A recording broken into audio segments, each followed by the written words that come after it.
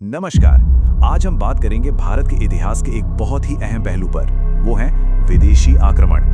देखिए, भारत का इतिहास सिर्फ बड़े बड़े साम्राज्य बनाने का नहीं है, बल्कि लगातार होते बाहरी हमलों का भी है। और यूपीएससी की तैयारी के लिए तो ये टॉपिक कितना जरूरी है, ये हम सब जानते हैं। तो चलिए आज इस पूरी कहानी को एक एक करके क्रोनोलॉजिकली समझते हैं। तो सबसे पहले एक बहुत ही बुनियादी सवाल से शुरू करते हैं। सवाल ये है कि आखिर भारत, जो हमेशा से इतनी दौलत, इतनी समृद्ध संस्कृति का देश रहा है, वो आखिर क्यों पूरे इतिहास में बाहर से आने वालों का निशाना बनता रहा? इस सवाल का जवाब ही इस पूरे विश्लेषण की जड़ है। तो कहानी शुरू होती है प्राचीन भारत से। ये वो दौर था जब पहली बार भारत की जो उत्तर पश्चिम सीमा थी उसे तोड़ा गया, और कह सकते हैं कि यहीं से आने वाले हमलों का एक रास्ता सा खुल गया। इसकी शुरुआत की ईरानियों ने, और फिर उनके बाद आए यूनानी। तो तारीखें देखिए, 518 ईसा पूर्व, ये वो साल है जब ईरान के राजा डेरियस फर्स्ट ने सिंधु और गांधार के इलाकों पर कब्जा किया और उसे अपने साम्राज्य का एक हिस्सा, एक प्रांत बना लिया। फिर देखिए, लगभग 200 साल का गैप है, और फिर 326 ईसा पूर्व में एक बहुत बड़ा नाम सामने आता है, सिकंदर यानी अलेक्जेंडर द ग्रेट, जो दुनिया जीतने के इरादे से भारत पहुंचा। अब इन दोनों हमलों में ना एक बहुत बड़ा फर्क था। एक तरफ डेरियस था जो अपने मकसद में कामयाब रहा, उसने अपना साम्राज्य बढ़ाया, भारत के एक हिस्से को अपना प्रांत बना लिया। दूसरी तरफ था सिकंदर, उसने राजा पुरस को हराया तो सही, लेकिन उसकी सेना इतनी थक चुकी थी, इतनी हताश थी कि उसने आगे बढ़ने से ही मना कर दिया और सिकंदर को वापस लौटना पड़ा। तो देखिए, यूपीएससी के लिहाज से ये जो कंपैरेटिव एनालिसिस है, ये बहुत काम का है। अच्छा, अब कहानी एक नया मोड़ लेती है। हम इतिहास के एक ऐसे दौर में आ रहे हैं जिसने भारत को हमेशा के लिए बदल दिया। ये दौर था पहले इस्लामी आक्रमणों का, और इन हमलों का असर सिर्फ राजनीति पर नहीं, बल्कि समाज और संस्कृति, हर चीज पर बहुत गहरा पड़ा। ये तारीख 712 सीई, इसे बिल्कुल दिमाग में बिठा लीजिए। मोहम्मद बिन कासिम ने सिंध पर जीत हासिल की। ये भारत के इतिहास का एक टर्निंग पॉइंट था। क्यों? क्योंकि यहीं से भारत में पहली बार इस्लामी शासन की शुरुआत हुई। 17 है, जी हाँ 17 है। ये सिर्फ एक नंबर नहीं है। महमूद गजनवी ने भारत पर एक दो बार नहीं, पूरे 17 बार हमले किए, और एक बात साफ थी, उसका इरादा यहाँ राज करना नहीं था, उसका एक ही मकसद था, भारत की बेहिसाब दौलत को लूटना। और इसका सबसे बड़ा उदाहरण और निशाना बना सोमनाथ का मंदिर। लेकिन कहानी यही खत्म नहीं होती। इसके बाद आता है एक बहुत ही ड्रामेटिक ट्विस्ट। साल था 1151, जगह थी तराइन। तराइन की पहली लड़ाई में दिल्ली के शासक पृथ्वीराज चौहान ने मोहम्मद गोरी को जबरदस्त शिकस्त दी। ये एक बहुत बड़ी जीत थी। लेकिन सोचिए, सिर्फ एक साल बाद 1992 में सब कुछ बदल गया। तराइन की दूसरी लड़ाई हुई, और इस बार मोहम्मद गोरी ने पृथ्वीराज चौहान को हरा दिया। और ये हार सिर्फ एक राजा की हार नहीं थी, ये एक निर्णायक मोड़ था जिसने भारत में दिल्ली सल्तनत की नींव रखी। एक ऐसा साम्राज्य जिसने आने वाली कई सदियों तक भारत पर राज किया। अब जब दिल्ली सल्तनत का दौर चल रहा था, उसी बीच भारत को एक और बहुत बड़ी चुनौती का सामना करना पड़ा।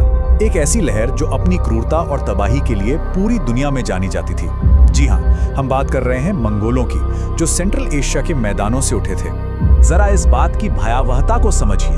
1398 में जब तैमूर ने दिल्ली पर हमला किया, तो कहा जाता है कि 15 दिनों तक दिल्ली में लाखों लोगों का कत्लेआम हुआ। यह हमला इतना भयानक था कि इसने तुगलक वंश की कमर ही तोड़ दी, उसे लगभग खत्म कर दिया। तो चलिए एक बार जल्दी से इस पूरे मध्ययुगीन दौर को समराइज कर लेते हैं। कासिम, पहला इस्लामी राज्य, गजनवी, सोमनाथ की लूट, गोरी, दिल्ली सल्तनत की स्थापना, और तैमूर, तुगलक वंश का पतन। ये 4 नाम और उनके 4 काम रिवीजन के लिए एकदम परफेक्ट है। अब हम इतिहास में और आगे बढ़ते हैं। ये वो समय है जब शक्तिशाली मुगल साम्राज्य कमजोर पड़ रहा था, और जब भी कोई बड़ी ताकत कमजोर होती है तो एक पावर वैक्यूम, एक राजनीतिक खालीपन बन जाता है। इसे भरने के लिए पहले ईरान से और फिर यूरोप से आक्रमणकारियों की आखिरी लहरें आईं। साल था 1739। ईरान से आए नादिर शाह ने दिल्ली पर हमला किया और शहर को बुरी तरह लूटा। यह घटना एक तरह से मुगल साम्राज्य के ताबूत में आखिरी कील जैसी थी, और वो अपने साथ सिर्फ दौलत नहीं ले गया, बल्कि भारत की शान, कोहिनूर हीरा और शाहजहां का मशहूर मयूर सिंहासन सब ले गया। फिर कुछ ही साल बाद 1761 में हुई पानीपत की तीसरी लड़ाई। ये भारतीय इतिहास की सबसे डिसाइसिव लड़ाइयों में से एक है। इसमें अहमद शाह अब्दाली ने उस वक्त की सबसे बड़ी ताकत मराठों को बुरी तरह हराया, और इस एक हार ने मराठों को इतना कमजोर कर दिया कि मैदान साफ हो गया। किसके लिए? अंग्रेजों के लिए। देखिए, यूरोप से जो ताकतें आईं वो शुरू में व्यापारी बनकर आई थी। 1498 में पुर्तगाली आए, फिर डच आए, लेकिन बाजी मारी अंग्रेजों ने। 1757 में प्लासी की लड़ाई के बाद ये एक टर्निंग पॉइंट था। ईस्ट इंडिया कंपनी ने अपना असली रंग दिखाया। अब वो सिर्फ व्यापारी नहीं थे, उनका मकसद था भारत पर कब्जा करना। तो इतने सारे हमले, सदियों का संघर्ष, इसका नतीजा क्या निकला? भारत पर इसका असर क्या हुआ? चलिए अब जरा इन हमलों के लॉन्ग टर्म इम्पैक्ट को समझते हैं, जिन्होंने आज के भारत को एक तरह से आकार दिया। मोटे तौर पर देखें तो 4 बड़े असर हुए। पहला, कल्चरल फ्यूजन, यानी संस्कृतियों का मेलजोल, जैसे इंडो इस्लामिक आर्किटेक्चर। दूसरा, पॉलिटिकल फ्रैगमेंटेशन, मतलब जो बड़े बड़े साम्राज्य थे वो टूट गए। तीसरा, इकोनॉमिक एक्सप्लॉयटेशन, भारत की दौलत बाहर चली गई। और चौथा, रिलीजियस ट्रांसफॉर्मेशन, धर्म के क्षेत्र में भी बड़े बदलाव आए, जैसे इस्लाम का फैलाव हुआ। अगर हम इन प्रभावों को देखें तो सांस्कृतिक और राजनीतिक असर सबसे ज्यादा दिखते हैं। क्यों?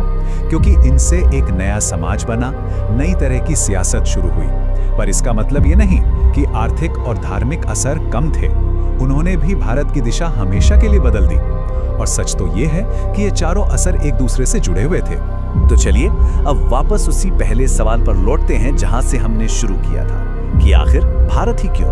और जवाब, जब हम पूरे इतिहास को देखते हैं तो 2 चीजें बार बार सामने आती हैं। पहला, भारत की बेहिसाब दौलत, और दूसरा, हमारी अपनी कमजोरी, यानी कोई एक मजबूत केंद्रीय सत्ता का न होना और स्थानीय राजाओं की आपसी लड़ाई। चलिए अब इस पूरी चर्चा को खत्म करते हैं कुछ एकदम की फैक्ट्स के साथ। इसे एक तरह का एग्जाम फ्लैश कार्ड समझिए।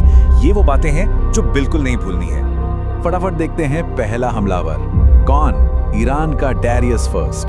पहला मुस्लिम हमलावर मोहम्मद बिन कासिम। सबसे ज्यादा तबाही मचाने वाला हमला तैमूर का 1398 में। और अंग्रेजों से पहले आखिरी बड़ा हमलावर अहमद शाह अब्दाली।